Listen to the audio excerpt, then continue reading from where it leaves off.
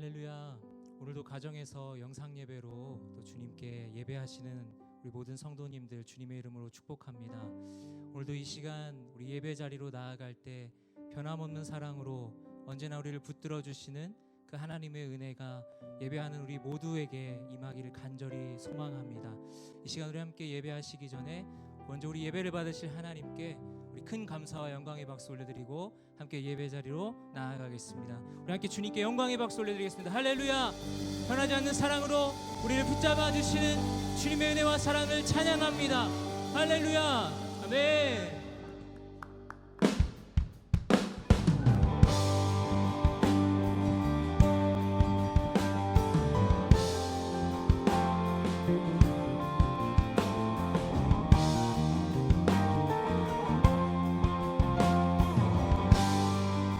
함께 고백합니다. 하늘에 계시는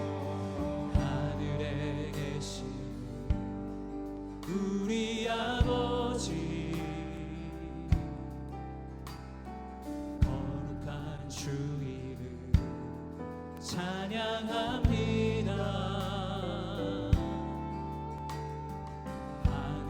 하늘에서처럼 이 땅에서도 주의 나라 주 뜻 이루어지기를. 다시 한번 하늘에 계시는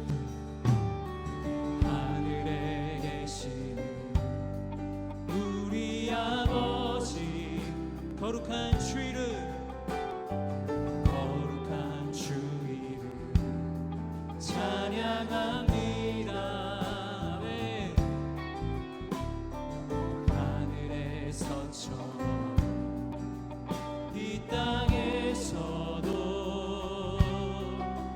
주의 나라 주 뜻 이루어지기를. 시험에 들게 하지 마시고 악에서 구하소서. 주님의 나라 권세와 영광이 아버지께 영원히. 주의 나라 권세와 영광이 아버지께 영원히. 주님의 나라 권세와 영광이 아버지께 영원히. 주의 나라 권세와 영광이 아버지께 영원히.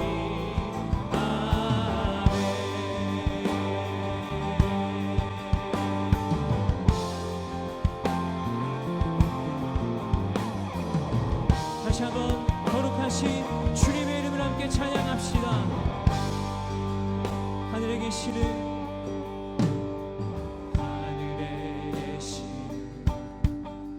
우리 아버지, 거룩한 주 이름 찬양합니다.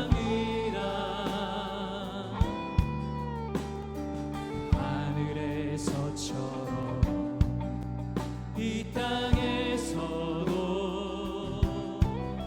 주의 나라 주 뜻 이루어지기를.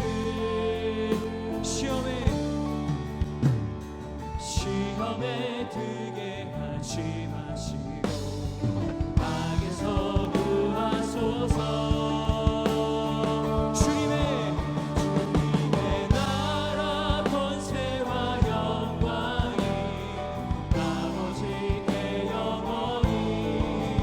주의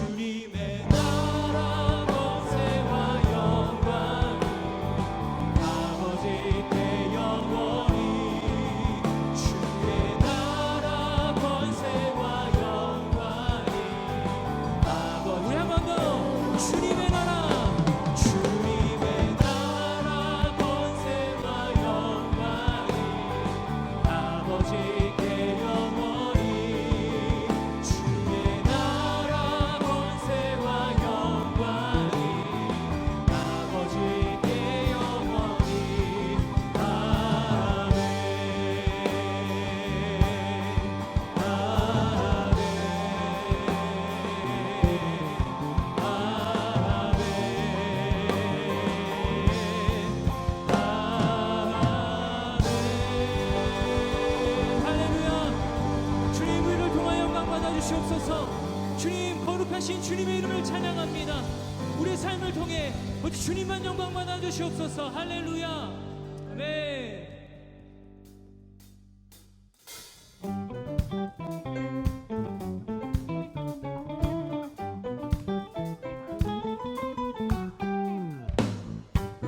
주님께서 우리 슬픔을 바꿔 기쁨으로 변하게 하실 것입니다. 믿음으로 함께 고백합시다. 나의 슬픔을 주가 기쁨으로 변화시키시네. 잠잠할 수 없네. 기뻐 춤추며 찬양해. 나의 슬픔을 주가 기쁨으로 변화시키시네. 잠잠할 수 없네. 기뻐 춤추며 찬양해.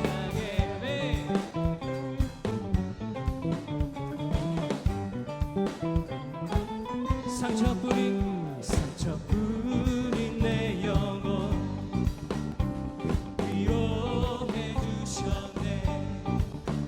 고통 중에 있을 때 주님 평안 주셨네. 주 사랑 어둠이 기분 나는 느끼네. 주의 빛 비춰주시니 내 마음 기뻐 주 찬양하네. 나의 슬픔을 주가 기쁨으로 변화시키시네. 잠잠할 수 없네. 기뻐 춤추며 찬양해. 한 번 더. 나의 슬픔을 주가 기쁨으로 변화시키시네. 잠잠할 수 없네. 기뻐 춤추며 찬양해. 기쁨의 주님의 이름을 찬양합시다. 상처뿐인 영혼 위로해 주시는 주님, 위로해 주셨네. 고통 중에 있을 때 우리에게 평안 주십니다. 평안 주셨네. 아멘. 주 사랑 어둠이 기분 나는 느끼네. 주의 빛 비춰주시니 내 마음 기뻐 주 찬양하네. 아멘. 나의 슬픔을 주가 기쁨으로 변화시키시네. 잠잠할 수 없네. 기뻐 춤추며 찬양해. 한 번 더 고백할까요? 나의 슬픔을 주가 기쁨으로 변화시키시네. 잠잠할 수 없네. 기뻐 춤추며 찬양해. 아멘. 때론 주님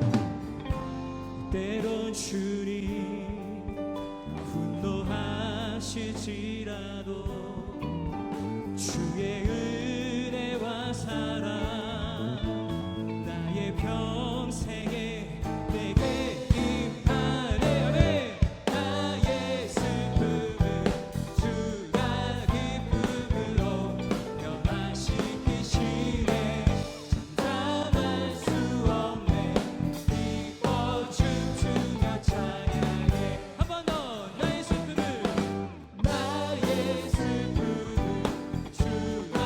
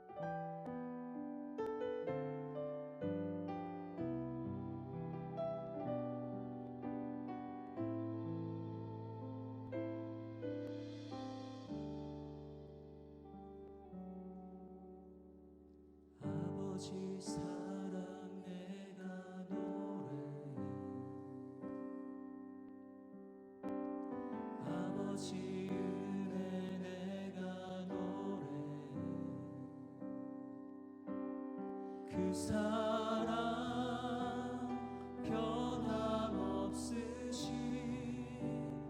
거짓 없으신 성실하신 그 사랑 상한 갈대 꺾지 않으시는 꺼져가는 등불 끄지 그 사랑 변함없으신 거짓 없으신 성실하신 그 사랑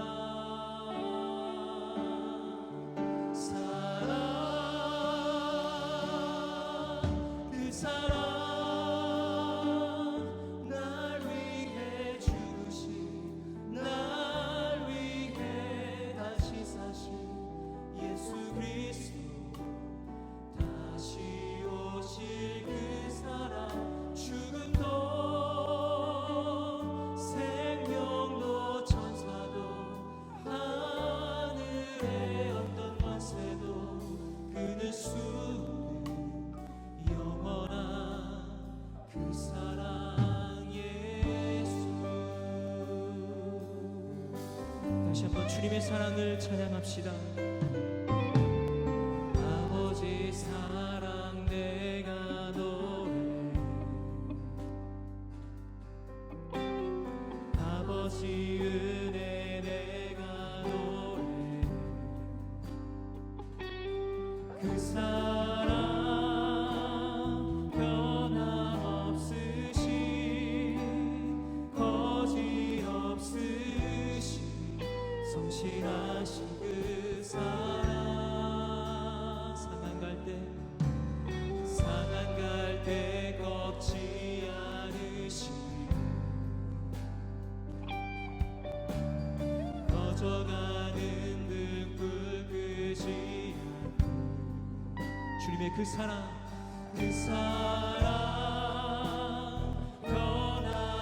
변함없으신 거짓 없으신 성실하신 그 사랑 주님의 그 변치 않는 사랑을 찬양합시다.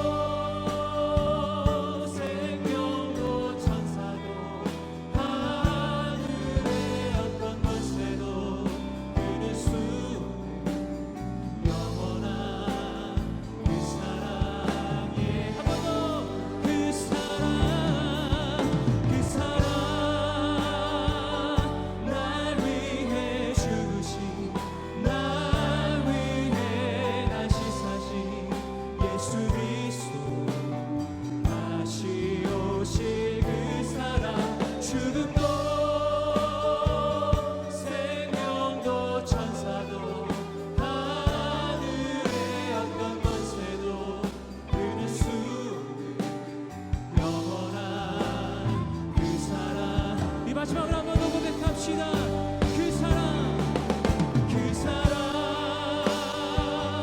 날 위해 주신 날 위해 다시 사신 예수 그리스도 다시 오실 그 사랑 죽음도 생명도 천사도 하늘의 어떤 권세도 끊을 수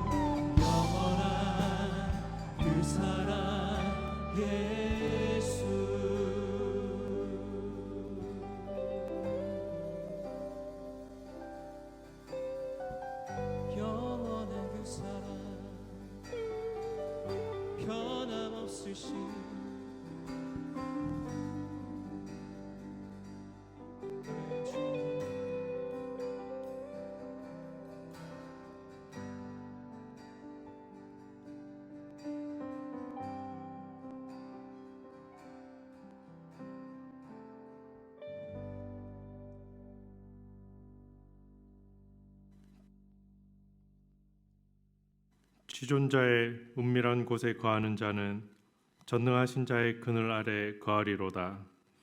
내가 여호와를 가리켜 말하기를 저는 나의 피난처요 나의 요새요 나의 의뢰하는 하나님이라 하리니 이는 저가 너를 새 사냥꾼의 올무에서와 극한 연병에서 건지실 것이미로다. 사랑이 많으시고 자비가 풍성하신 하나님, 주님의 은혜를 감사드립니다.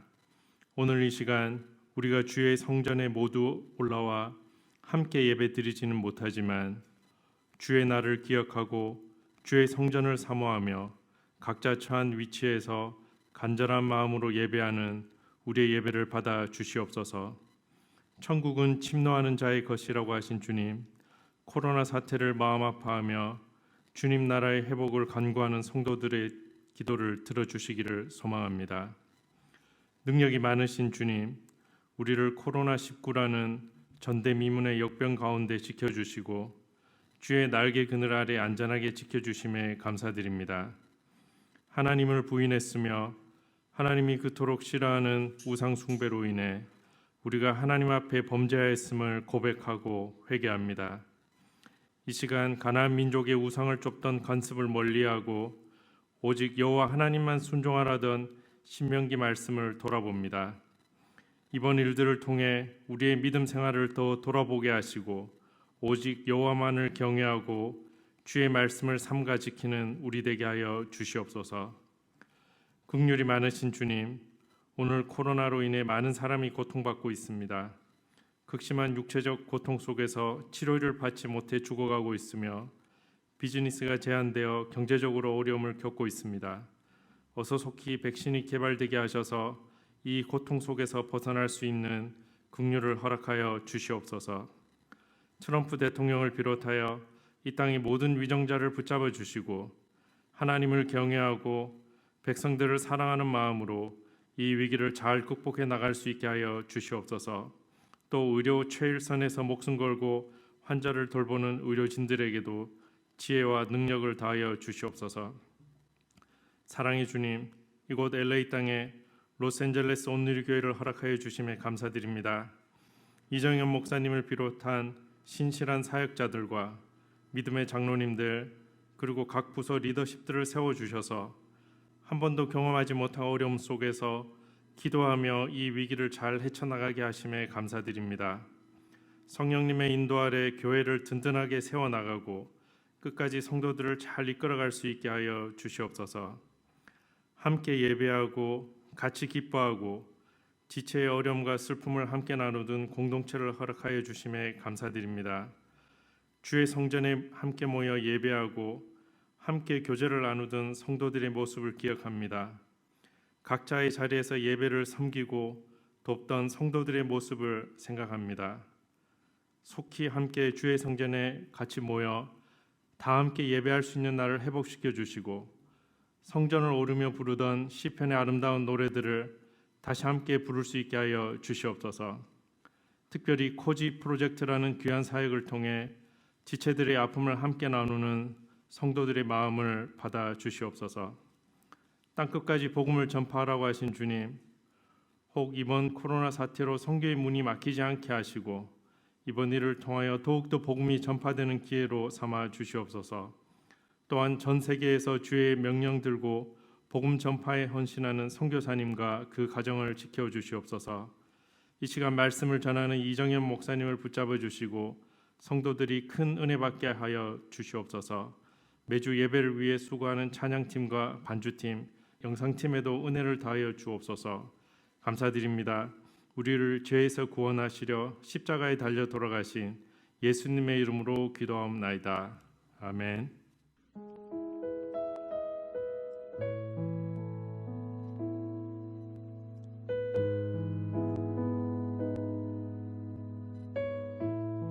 할렐루야. 올해 세 번째 주일 온누리 영상 예배로 함께 하시는 여러분, 주님의 이름으로 환영하고 축복합니다. 저를 따라 한번 해보시겠습니다.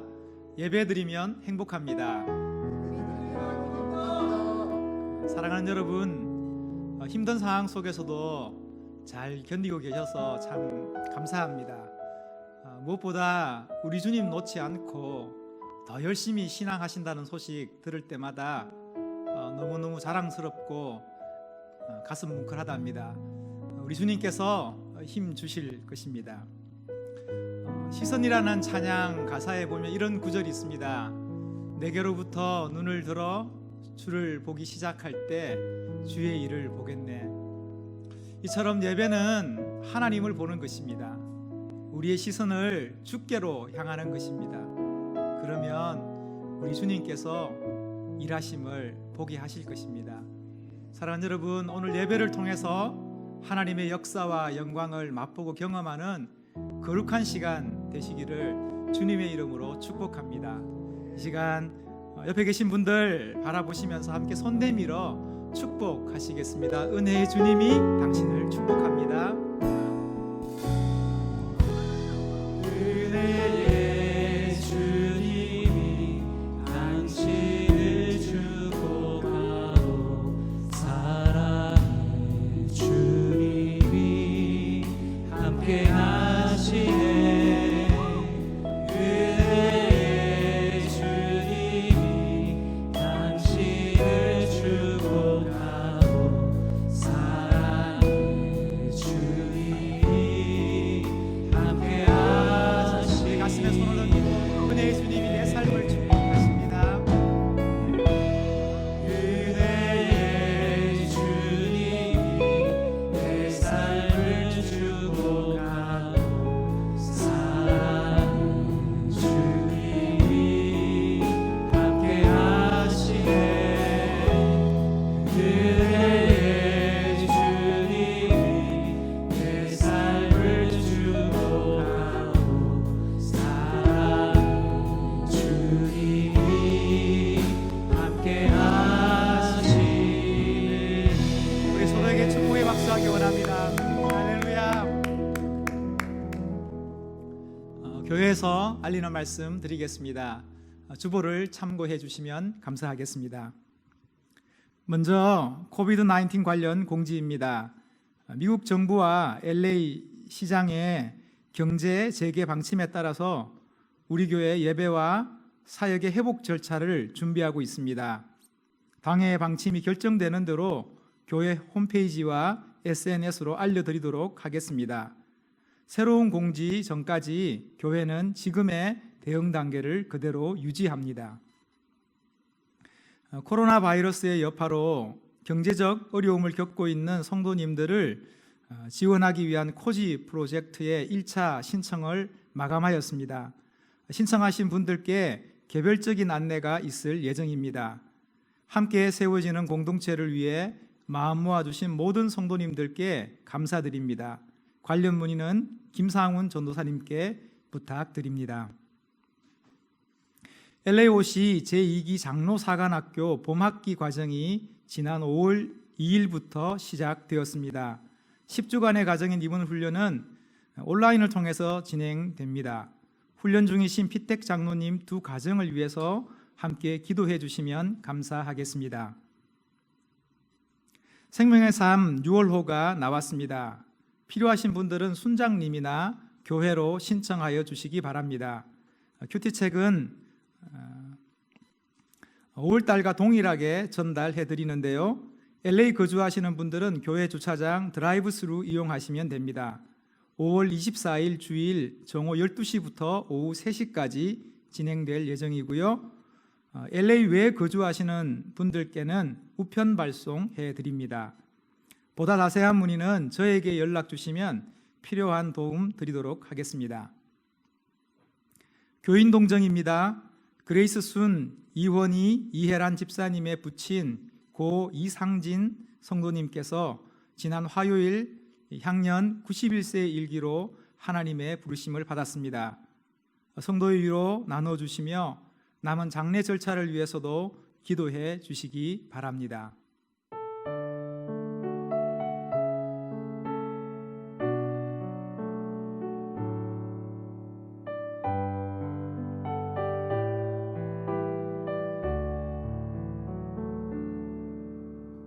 주선한 능력으로 안으시네 그 크신 발로 날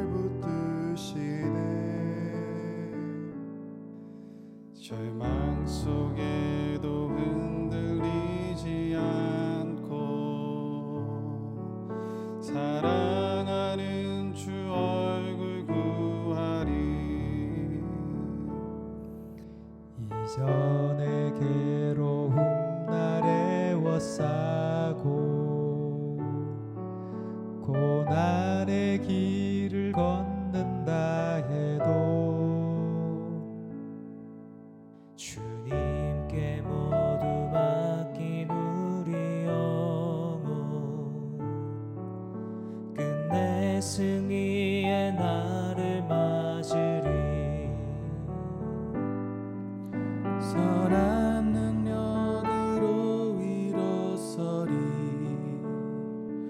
주만의 지하리 믿음으로 우리 고대안에 주 오실 그날 영광의 새날을 맞이하리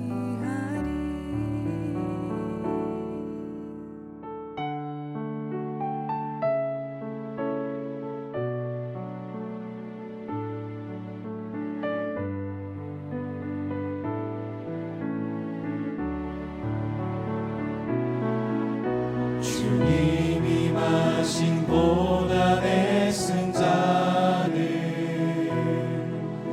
우리도 감사하며 받으리 주님의 마음 고난 채워가며 예수와 복음 위에 살리라 선한 능력으로 일어서리 주만을 지하리 믿음으로 우리 고대안에 주 오실 그날 영광의 새날을 맞이하리 선한 능력으로 일어서리 주만을 지하리 믿음으로 우리 고대안에 주 오실 그날 영광의 새날을 맞이하리 선한 능력으로 일어서리 주만을 지하리 믿음으로 우리 고대안에 주 오실 그날 영광의 새날을 맞이하리 영광의 새날을 맞이하리 영광의 새날을 맞이하리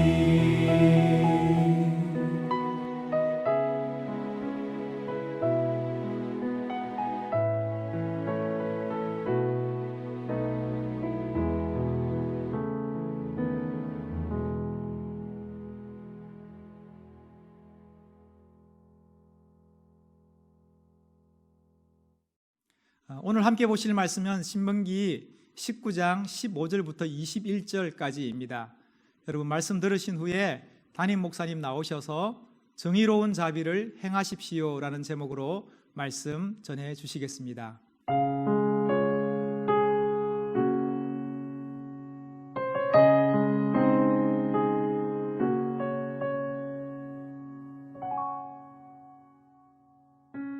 한 사람의 죄를 정하거나 범죄에 대해 논할 때 한 사람의 증인으로는 충분하지 않다. 어떤 일이든 두세 증인의 증언이 있어야 고소할 수 있다.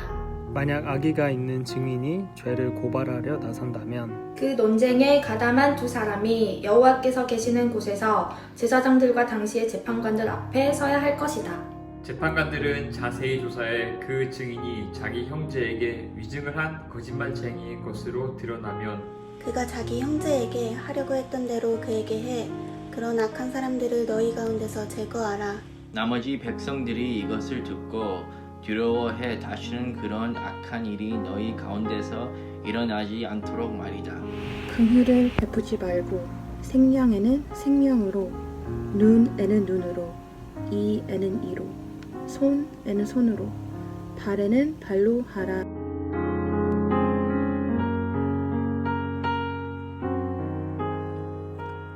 할렐루야. 5월 셋째 주 주일 예배 함께 하신 여러분에게 하나님의 큰 의신 은혜가 함께 계시기를 주님 이름으로 축복합니다. 우리 옆에 계신 분과 같이 또 인사하면 좋겠습니다. 하나님의 자비를 실천하십시오. 인사하시겠습니다. 하나님의 자비를 실천하십시오. 아멘. 최근에 보게 된 영화 중에 아주 큰 감동을 받은 영화가 있습니다.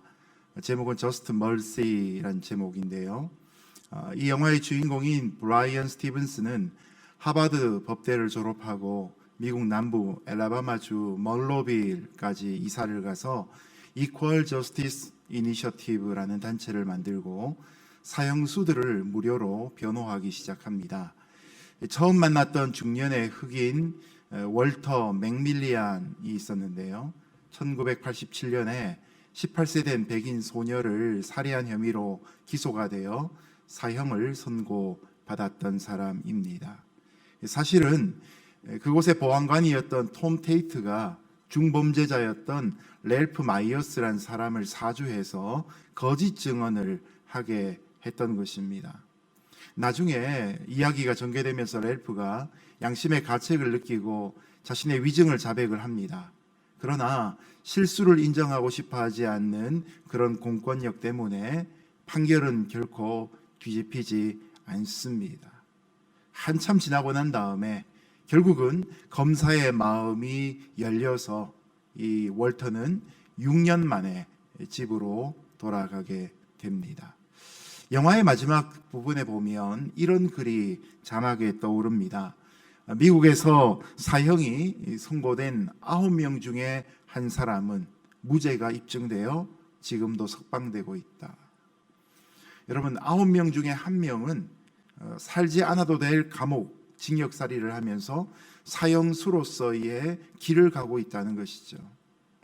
어느 사회나 억울하게 누명을 쓰고 긴 세월을 옥살이 하다가 나중에 무죄함으로 풀려나는 사람들이 종종 있습니다. 그런데 자유로도 나왔다 할지라도 그 사람에 대한 평판은 바뀌지 않는 모습을 보게 됩니다. 하나님이 원하시는 세상, 하나님이 원하시는 사회는 이 Just Mercy라는 영화의 제목처럼 공의롭고 정의로운 하나님의 자비가 흐르는 사회입니다. 죄가 있는 사람이 마땅히 죄값을 받아야 하기도 하겠지만 더더욱 죄 없는 사람이 죄의 잘못된 취급을 받지 않는 것, 이것이 바로 하나님의 자비가 아닐까 싶습니다. 자, 오늘 말씀을 통해서 저와 여러분이 어떻게 하면 이런 하나님이 기대하시는 정의로운 사회를 우리에게도 만들 수 있을까? 말씀을 통해서 함께 찾아보겠습니다. 자, 먼저 1절 말씀에 보면 15절 말씀에 보면 한 사람으로는 불완전한 증인이다라는 말씀의 내용이 등장합니다. 15절 같이 읽겠습니다. 시작. 한 사람의 죄를 정하거나 범죄에 대해 논할 때 한 사람의 증인으로는 충분하지 않다. 어떤 일이든 두세 증인의 증인이 있어야, 두세 증인의 증언이 있어야 고소할 수 있다. 아멘. 아멘. 이스라엘 백성들은 도둑질이나 살인 사건 같은 범죄가 발생하면 사법을 담당하는 재판관에게 이 문제를 가져가야 했습니다. 그런데 하나님은 어느 피고인의 죄를 정하거나 범죄에 대해 판결하려고 하려면 한 명의 증인으로는 충분치 않고 두세 명의 일치된 증언이 있어야 가능하다고 기준을 정해 주셨습니다. 자, 이것은 인간의 판단력에 실수가 있다는 것을 하나님이 아시기 때문이지요. 우리가 전후의 맥락을 잘 모르고 한 장면만 딱 바라보면 충분히 오해할 수 있습니다. 그래서 한 사람의 증언만으로는 무죄한 사람을 죄인으로 만들 수 있다는 것을 아시기 때문에 정해놓은 기준입니다. 자, 그런데 때로는 법에도 허점이 있을 수 있듯이 이 기준에는 맹점이 한 가지가 있습니다. 진짜 증인이 있는데 그 사람이 한 명뿐입니다. 그러면 진짜 범인이 누구인지 아는데도 불구하고 법정에서 증언이 될 수가 없는 것이죠. 여러분, 이런 맹점을 하나님이 모르셨겠습니까? 아심에도 불구하고 한 사람의 증인으로는 증언이 법적 효력을 가질 수 없다고 기준을 세우신 이유는 무엇이겠습니까? 바로 하나님은 어떤 처벌보다도 오히려 사회적인 질서 유지가 더욱더 중요한 취지다라는 것을 이 말씀을 통해 우리에게 알려주고 계신 것입니다. 단 한 사람의 증언에 의존하다 보면 억울하게 누명을 쓰거나 심지어 이 일로 생명을 잃을 수 있는 사람들이 더 많기 때문에 그런 부작용을 막기 위해 하나님이 이 기준을 주셨던 것이죠. 자, 이것을 우리에게로 적용하면 어떻게 될까요? 먼저 하나님은 우리 앞에서는 진리의 하나님이십니다. 야고보 1장 17절에 보면 하나님은 회전하는 그림자가 없으시다라고 말씀하십니다. 하나님은 앞과 뒤가 동일하시다는 것이죠. 과거와 현재와 미래가 동일한 분이시라는 것입니다. 한마디로 하나님에게는 거짓이란 없다는 것입니다. 그러므로 하나님의 말씀은 결코 거짓이 없습니다. 이건 우리가 너무나 잘 아는 것입니다. 그런데 여기에 연관되어진 우리의 모습은 어떠해야 될까요? 하나님의 백성, 하나님의 자녀라고 우리를 부른다면 우리의 언행 또한 진실해야 되고 믿을만 해야 할 것입니다. 100% 진실할 수는 없다 할지라도 진실하고자 하는 노력과 당위성마저 포기한다면 하나님과 관계없는 사람이 되어버리고 말 것입니다. 사무엘 선지자의 인생을 압축하는 말씀이 사무엘상 3장 19절 20절 말씀에 이렇게 등장합니다. 사무엘이 자라매 여호와께서 그와 함께 계셔서 그의 말이 하나도 땅에 떨어지지 않게 하시니 단에서부터 브엘세바까지의 온 이스라엘이 사무엘은 여호와의 선지자로 세우심을 입은 줄을 알았더라. 아멘. 여러분, 사무엘 선지자가 하나님이 세우신 선지자인 것의 증거가 무엇입니까?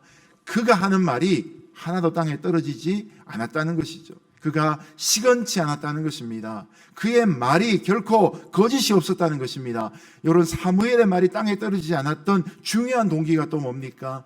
여호와께서 그와 함께 하셔서, 하나님이 함께 하심으로 이 사무엘의 언어는 하나님 앞에서 고백하는 말이 되고, 그 말은 결국 그 사람의 이 선지자로서의 진위성을 확인할 수 있는 증거가 되는 것이죠. 내가 한 말로 어떤 한 사람이 애매한 비난을 받거나 더 크게 벌어져서 이 재판을 받지 않도록 우리는 언행에 조심해야 합니다. 야고보서를 다루면서 우리가 많이 살폈던 그런 내용이죠. 새치혀로도 한 사람의 인생이 무너질 수 있음을 봅니다.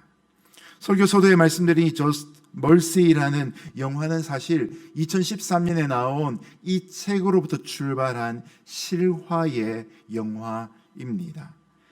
이 책에 보면 영화에는 잘 다뤄지지 않는 또 다른 사람들의 많은 이야기가 등장하는데, 다수의 사람을 죽인 한 흑인 사형수가 있었는데 검찰은 그 사람을 딱 보면 이 사람 인상만 봐도 살인자인 줄 알겠다라고 말했다고 합니다.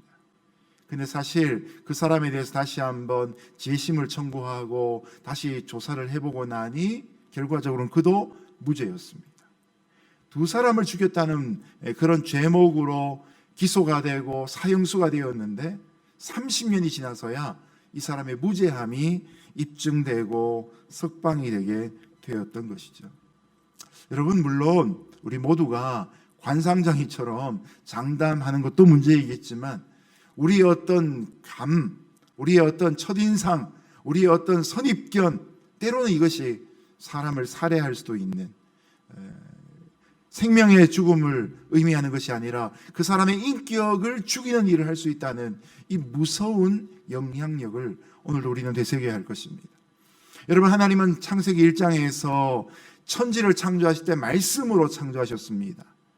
이 흑암이 깊음 위에 있을 그때에, 땅이 혼돈하고 공허할 그때에 하나님의 말씀이 빛이 있으라 하심에 빛이 있었고, 여러분 그것이 바로 이 땅의 질서를 보여하시고 생명을 보여하셨던 하나님의 말씀의 창조력이었습니다. 오늘도 여호와께서 우리와 함께 하신다면 우리의 언어가 사람을 무너뜨리는 것이 아니라 사람을 세울 수 있는 언어가 될 수 있기를 예수님 이름으로 축복합니다. 우리 입에서 저주가 나가고 우리 입에서 폭언이 나가는 것이 아니라 우리 입에서 권면이 나가고 우리 입에서 위로와 격려가 나갈 수 있는 그런 한 주간 될 수 있기를 예수님의 이름으로 축복합니다. 두 번째로 16절과 17절에 보면 위증에 관한 것을 다루고 계십니다. 16절 17절 같이 읽어주십시오. 시작. 만약 악의가 있는 증인이 죄를 고발하러 나선다면 그 논쟁에 가담한 두 사람이 여호와께서 계시는 곳에서 제사장들과 당시의 재판관들 앞에 서야 할 것이다. 아멘. 어떤 사람이 다른 사람을 모함하기 위해 거짓말을 할 수도 있습니다. 여러분 생각해 보십시오. 살인을 저지른 사람이나 강도를 한 사람이나 간음을 한 사람이 자기의 그 큰 범죄를 감추기 위해 거짓말 좀 못하겠습니까? 그러니 자기한테 돌아올 이익이나 아니면 불이익을 막기 위해 충분히 없는 말을 지어낼 수 있습니다. 그것이 여러분 사람이라는 존재입니다. 자, 이런 문제가 법정에 가게 되면 갈등이 빚어지게 되죠. 법정에서 증인들의 서로의 의견이 엇갈리게 됩니다. 그러면 쌍방이 함께 하나님의 회막 앞으로 나아가서 제사장들과 당시의 재판관들 앞에 서야 한다고 말씀합니다. 그리고 재판장은 그 증인이 했던 죄의 고발이 사실인지 아니면 거짓으로 그 이스라엘의 형제를 모함하고 있는지 판명해야 합니다. 16절 말씀을 보면 만일 악의가 있는 증인이 죄를 고발하러 나선다면 이라는 이 마치 가정법의 표현이 등장하는데요. 이 가정법의 의미는 위증하는 자가 우리 주변에 늘 있다라는 전제로 주시는 말씀입니다. 여러분 더군다나 10계명 중에 보면 제9계명이 이웃에게 거짓 증언하지 말라라는 말씀 아닙니까? 10계명 중에 9계명, 이 거짓 증언에 관한 계명이 있다는 것 자체가 이미 우리의 삶 속에 거짓 증거가 얼마나 깊숙이 들어와 있는가 그 심각성을 다루고 있는 것입니다. 시편을 읽다 보면 이런 거짓 증거에 관계되어진 많은 말씀들이 등장합니다. 대표적으로 두 군데 말씀을 좀 같이 읽어보려고 합니다. 먼저 시편 27편 12절 말씀입니다. 같이 읽겠습니다. 시작. 거짓 증언하는 사람들이 내게 맞서며 일어나 잔혹한 숨을 거칠게 내쉬고 있으니 내 적들이 바라는 곳에 나를 넘겨주지 마소서. 아멘. 거짓 증언하는 사람들이 나를 맞서며 일어나 잔혹한 숨을 거칠게 내쉬고 있으니, 여러분 이 상상만 해도 너무나 힘들고 마음이 불편해지지 않습니까? 시편 35편 20절에도 이렇습니다. 같이 읽습니다. 시작. 그들은 평화를 말하지 않고 오히려 땅에서 조용히 있는 사람들을 향해 못된 거짓말만 꾸며냅니다. 아멘. 나는 아무리 가만히 있고 조용히 있으려고 해도 거짓을 만들어내는 사람들이 자꾸만 분란을 조장하고 거짓을 뒤집어 씌운다는 것이죠. 어떤 경우에 악한 의도를 품고 어떤 사람이 죄를 지었다고 뻔뻔하게 위증하는 일들이 오늘날에도 있을 수 있습니다. 때로는 어떤 사람이 하나님을 두려워하지 않고 자기 이해타산에 따라 충분히 거짓말을 만들어낼 수 있습니다. 구약 신학자 중에 헤르만 쿰켈이라는 학자가 있습니다. 이분은 양식 비평 성서 신학자 이렇게 표현되는데요. 이분이 이제 시편에 있는 150편 시편 전체를 분석하면서 시편에는 몇 가지의 양식, 폼이 존재한다는 것을 찾아내었습니다. 그 안에 찬송시, 탄원시, 제왕시, 감사시, 지혜시 등등이 있다고 합니다. 여러분 그 중에서 탄원시라는 그런 폼이 시편 1편부터 150편 중에서 무려 3분의 1이 조금 넘는다고 합니다. 하나님께서 우리에게 주신 시편의 말씀이지만 그 출발이 하나님께 올려드리는 시인의 탄식과 탄원이라는 것이죠. 하나님, 저 못 살겠습니다. 저 원수 때문에 저 못 삽니다. 좀 어떻게 해주십시오. 이런 고백이 들어 있는 것이죠. 우리가 좀 전에 보았던 시편 35편 20절 같으면 바로 이런 탄원시 중에 하나라고 이끌어질 수 있는 것이죠. 이런 탄원시에 등장하는 주인공들은 대부분 하나님 앞에서 나름대로 의인으로 살려고 애쓰는 사람들입니다. 비록 사회 경제적으로는 좀 약자이긴 하지만, 그러나 반면에 여기 등장하는 원수들은 주로 하나님을 믿지 않는 교만한 자들로서 권력이나 부를 소유한 자들이면서 약자들을 괴롭히고 자기 자신의 사리 사욕을 채우는데 정신이 없는 사람들입니다. 다른 사람에게 의도적으로 해를 끼치고 그런 악행이 권력이나 재력의 힘으로 감추어질 수 있다면 여러분, 그 사회는 그만큼 병이 들어있다는 증거 아니겠습니까? 그것이 시편의 배경이었고 또한 오늘날 우리가 살아가는 시대의 아픔이기도 한 것 같습니다. 그런데 이 개인 탄원시가 성경 속에, 특별히 시편 속에 3분의 1이나 차지하고 있다는 이 중요한 사실은 자신을 거짓 증거로 고발하는 악인들을 하나님의 법정으로 소환하는 기능을 갖고 있다는 것을 알려주고 있습니다.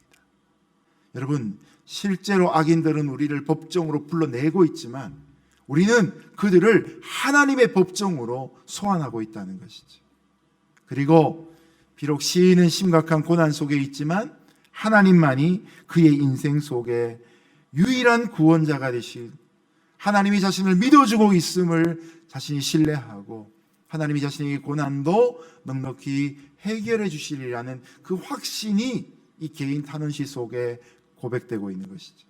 처음에는 하나님 앞에 드리는 막 급한 마음들이 쏟아부어지고 때로는 그 당시에 참으로 입으로 담을 수 없고 글로 적을 수 없을 것 같은 폭언들로 시편들이 시작하지만 이 개인 탄원시의 마지막을 가보면 하나님을 찬양하는 것과 감사하는 것과 하나님에게 서원하고 맹세하는 것으로 끝이 납니다.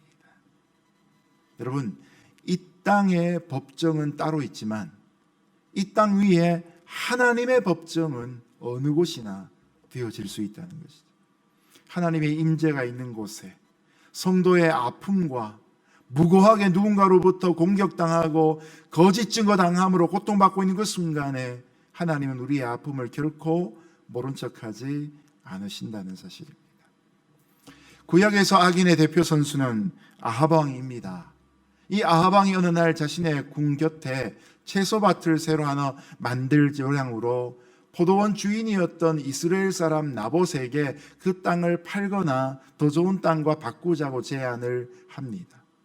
열왕기상 21장에 보면 그때 나봇이 이렇게 대답합니다.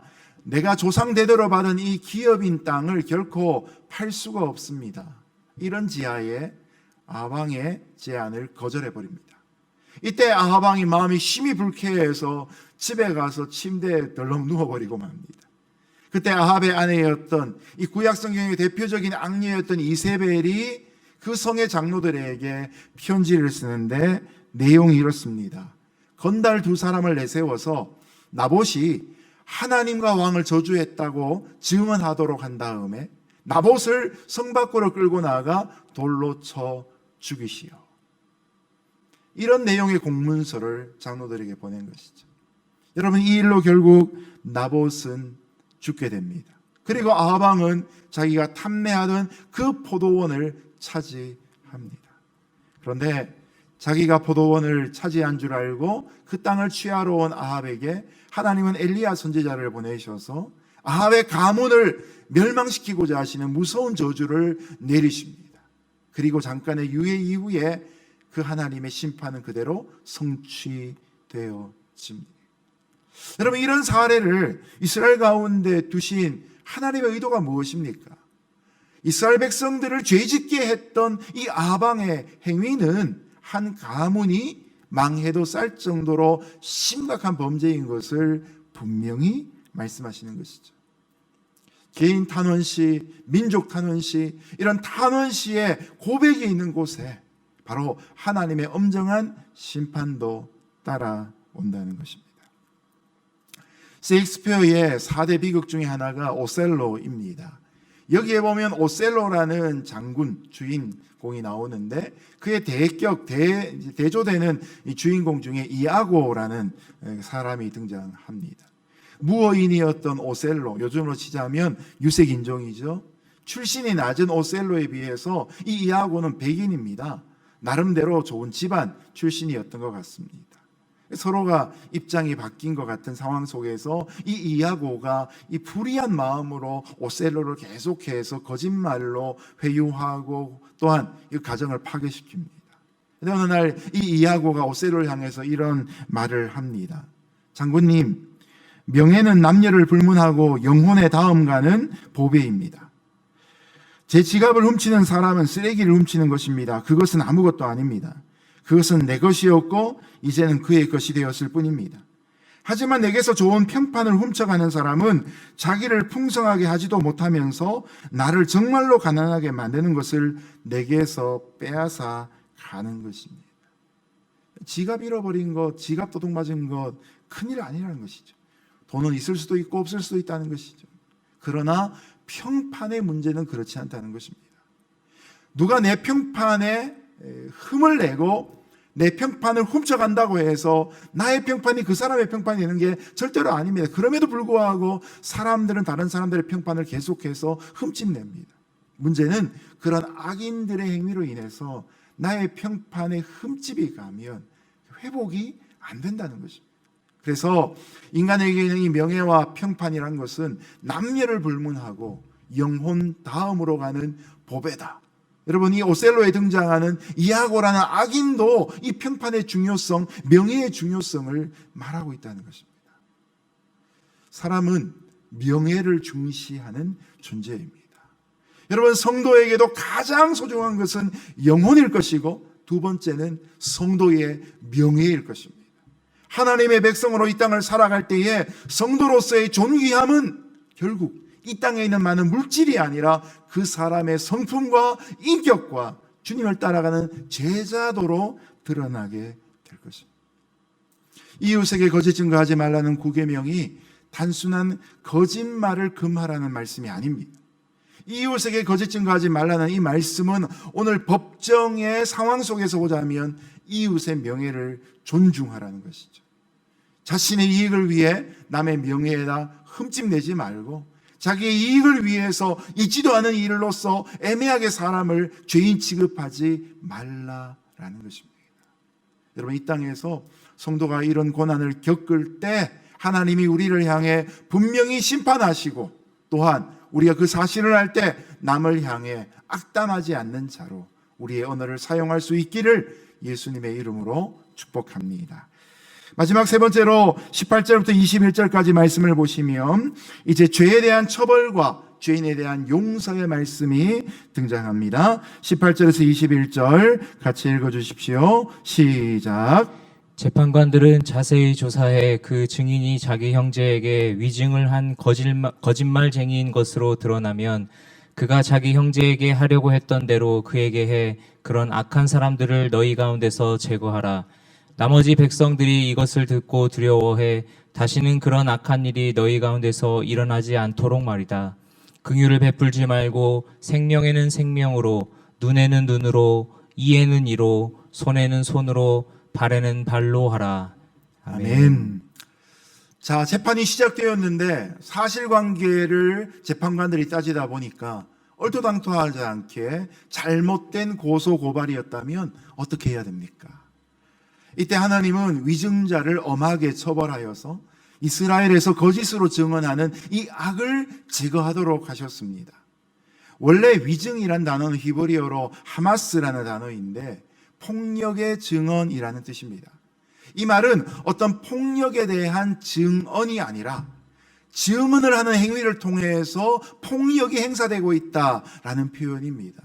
언어 폭력 이렇게 표현하는 것이죠. 언어로서 폭력을 하는 것처럼 거짓 증언을 통해 폭력을 행하는 것입니다. 잘못된 증언 자체가 그 말을 듣는 당사자에게는 폭력을 행하는 일이 되는 것입니다. 여러분, 이런 위증자에게는 21절에 보니까 생명에서 생명으로, 생명에는 생명으로, 눈에는 눈으로, 이에는 이로, 손에는 손으로, 발에는 발로 갚아줘야 한다고 분명히 말씀합니다. 이것을 렉스 탈리오니스라고 표현합니다. 동해복수법이란 한자 말로 씁니다. 이 렉스 탈리오니스는 이 본문뿐만 아니라 출애굽기 21장과 레위기 24장에도 등장합니다. 당신이 당한 대로 그 사람에게 갚아주라라는 것이죠. 이 법에 따르자면 이제 위증한 사람이 발각이 된다면 원래 그 사람이 당사자에게 뒤집어 씌우려고 했던 바로 그 죄를 그 사람이 그대로 받아야 한다라는 것이죠. 오늘날로 치면 오늘날의 법의 기준으로 치면 굉장히 무서운 기준처럼 느껴집니다. 성경에도 몇 군데 이 동해복수법이 렉스 탈리오니스가 이루어진 경우들이 있습니다. 그 중에 하나가 바로 에스더서입니다. 에스더에서 보면 이 하만이라는 사람이 음모를 꾸며서 무죄한 유대 백성들을 몰살하려고 날짜를 잡습니다. 그리고 음모를 계속 만들어 갑니다. 이때 위협을 깨달은 모르드게가 에스더를 찾아가서 도전합니다. 에스더가 이 일을 책임져야 한다고 그렇게 도전을 합니다. 그때 에스더가 망설이다가 우리가 너무 잘 아는 에스더서 4장 11절 말씀 죽으면 죽으리라 결단을 하고 왕이 부르지도 않았는데 아닥사다 왕 앞으로 나갑니다.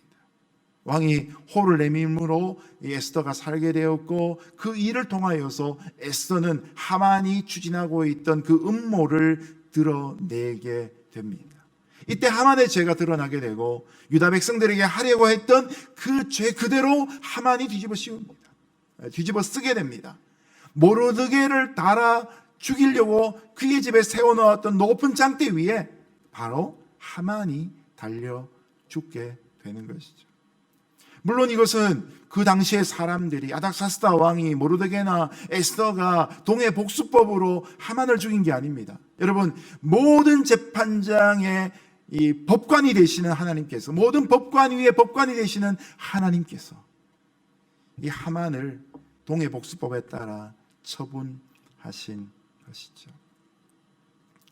유다 백성들에게 하려고 했던 그대로 그에게 갚으셨던 것이죠. 그래서 부림절은 유다 백성들에게는 구원의 날이 되고 악행을 행했던 하만과 그의 집안에는 심판의 날이 되었습니다. 그러므로 이런 동해복수법 렉스 탈리오니스가 있다는 것은 우리도 오늘날 겪을 수 있는 어떤 참소로 인한 고난의 상황 속에서 하나님은 듣고 계시고 공정하게 재판하시고 우리를 마침내 구원하신다는 사실을 우리로 하여금 깨닫게 합니다. 그런데 롤랑 드보라는 학자가 이 부분을 설명하면서 이 본문에 조금 더 나아갑니다. 원래 이 렉스 탈리오니스라는 규정은 그 당시에 있는 사람들의 문화권 속에서 어떤 물건을 책임 맡았는데 잃어버리게 되면 그것을 보상해 주는 기준을 설정한 것이다는 것입니다. 여러분, 만약에 양을 지키는 목자가 있다면 그 양을 지키고 있다가 잃어버리게 되면 그 양을 변상해 줘야 되지 않겠습니까? 근데 주인이 양 한 마리 잃어버렸는데 갑자기 새끼 양 잃어버렸는데 막 어른 양, 암양 잃어버렸는데 순양 2마리 거꾸로 또 이렇게 한다고 하면 그 경우에 맞지가 않는 것이죠. 그러므로 보상의 상한치를 설정해 놓는 것이죠. 왜 이런 렉스 탈리오니스가 필요한가? 바로 사람 안에 있는 복수심 때문입니다. 우리 한국 속담에도 그런 말이 있죠. 되로 주고 말로 받는다. 누군가한테 꿀밤을 때려서 장난을 쳤는데 돌아오는 게 주먹을 맞습니다. 여러분, 내가 꿀밤 때렸는데 주먹으로 맞으면 내가 그냥 주먹 때리고 끝납니까? 아마 연장을 들고 가서 복수를 하려고 할 것입니다. 그래서 복수 열전이란 말이 있는 것처럼 항상 복수는 커져가기 마련입니다. 눈덩이 굴러가듯이 커져가게 되어 있습니다. 셰익스피어의 4대 비극은 아니지만 셰익스피어의 로미오와 줄리엣에 보면 바로 그것이 나오죠. 로미오가 속해 있는 몬테규 가문과 줄리엣이 속해 있는 카펠란 가문은 서로 간의 심각한 갈등으로 결국 이 로미오와 줄리엣이 서로 결혼하지 못하도록 만드는 큰 장벽을 갖고 있었습니다. 근데 여러분, 이 두 집안의 이 치열한 갈등이 어디서부터 출발하는지 아십니까? 원래는 이 두 집안의 하인들이 이 길거리에 나갔다가 우연히 만나서 사소한 말다툼으로 싸움이 벌어지면서 이것이 눈덩이처럼 커져버린 것입니다. 결국은 사람을 죽인 일들까지 가게 된 것이죠. 하나님의 법이 없다면, 하나님이 주신 기준이 없다면, 보상의 상한치가 없다면 사람은 자신의 직성이 풀리는 데까지 복수하고 말 것입니다. 여러분, 그러면 모든 사건의 결말은 언제나 피를 흘리고 한 집안이 멸망당하는 일까지 보게 될 것입니다. 아니면 힘있고 권세 있는 집이 언제나 승리하는 것으로 그런 복수는 끝나버리고 말 것입니다. 하나님께서 우리 인간의 죄성을 아시고 끝없는 복수에 주고받는 반복을 막으시고 진정한 정의와 자비가 이스라엘 공동체 가운데 이루어질 수 있도록 하기 위해 제정하신 것입니다. 이 법을 통해 하나님은 이스라엘 내에서 악이 커져가는 것을 막도록 하신 것입니다. 그러면 여러분, 우리에게로 적용을 한번 해볼까요? 우리는 이 법을 알고 있는 상황, 이 말씀을 아는 상황에서 우리 어떻게 살아가야 할까요? 법정에서는 이 법이 존중될 수도 있을 것입니다. 그러나 신약 시대를 살아가고 복음의 시대를 살아가고 있는 저와 여러분은 또 한 가지를 더 생각해 봐야 합니다. 오늘 말씀은 21절로 끝났지만 성경에는 없지만, 그러나 이 22절에 해당하는 말씀은 신약 성경 여러 부분에 계속되어지고 있습니다. 마태복음 5장 44절에 보면 이런 말씀이 있습니다. 너희 원수를 사랑하고 너희를 핍박하는 자를 위해서 기도하라. 법정에서는 복수하는 것으로 끝이 날 수 있지만 개인의 대인관계 속에서는 이 말씀처럼 원수까지도 사랑하는 절대 사랑의 수준까지 가도록 주님은 지금도 우리를 기다리고 계신 것이죠. 누가복음 23장 34절에 보면 우리가 흔히 알고 있는 가상칠언의 첫 번째 말씀이 등장합니다. 아버지여, 저들을 사하여 주옵소서. 자기들이 하는 것을 알지 못함이니이다. 이 가상칠언의 첫 번째로 자신을 십자가에 못 박는, 여러분 거기에 자신을 직접 십자가에 못 박았던 로마 병정뿐만 아니라 자신을 십자가형에 처하도록 하는 그 책임을 맡은 로마의 백부장도 있었을 것이고, 예수님을 향하여서 죽이라고 계속해서 고함 질렀던 이 예루살렘에 와 있는 이스라엘 백성들도 있었을 것이고, 본디오 빌라도도 있었을 것이고, 그리고 그 당시에 제사장을 비롯한 바리새파 사람들, 사두개파 사람들 다 포함하는 단어일 것입니다. 아버지여, 저들을 사하여 주옵소서.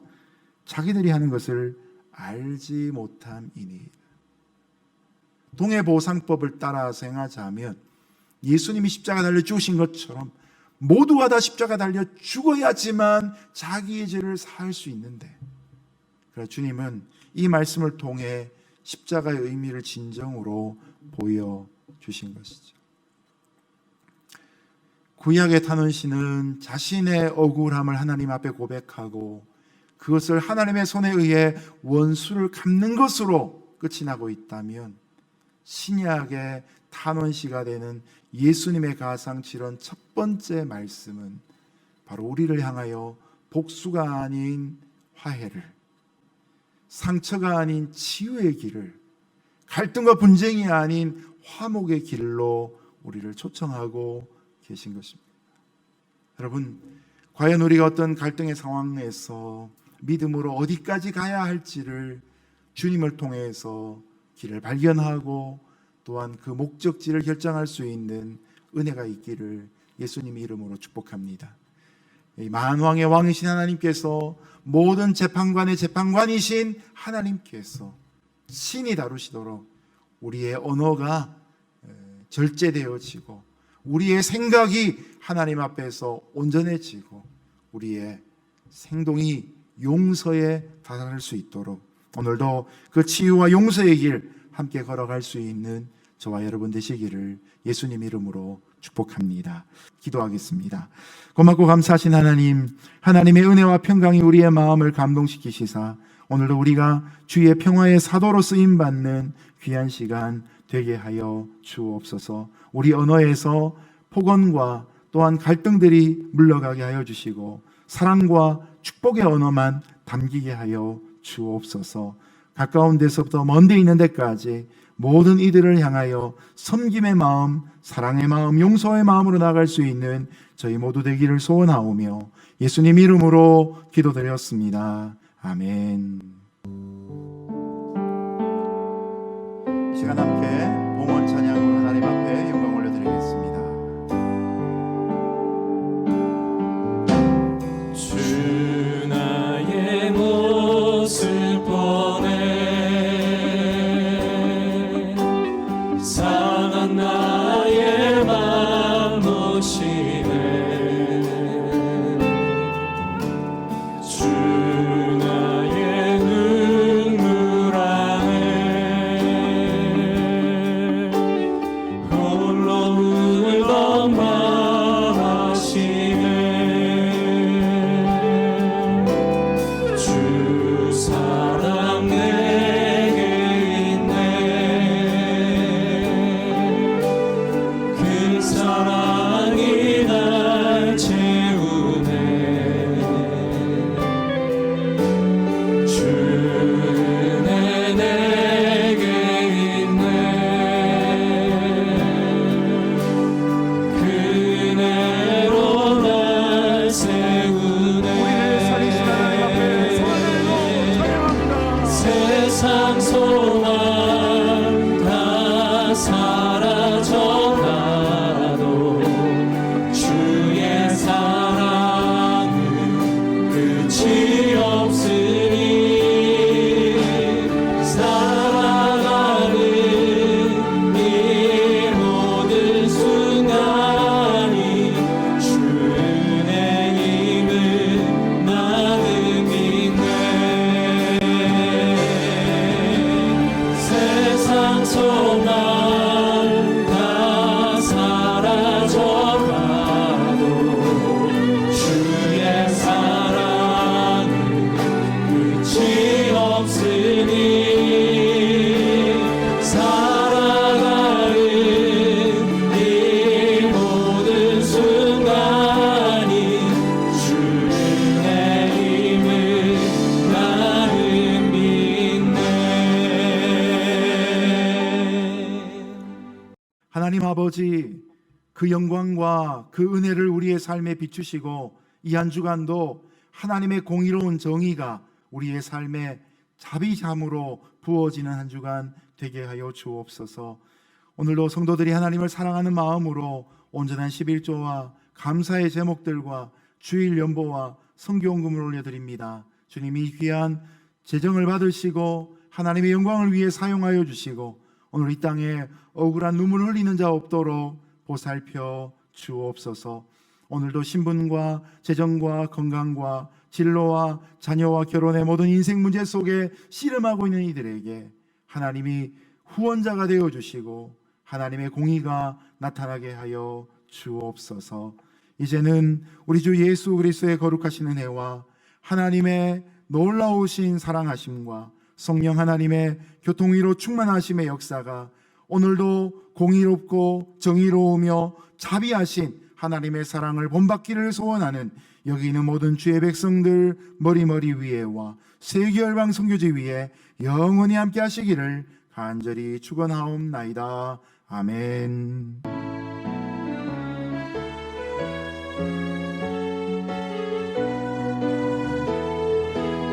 함께 고백합니다. 살아계신 주 나의 참된 소망 걱정 의심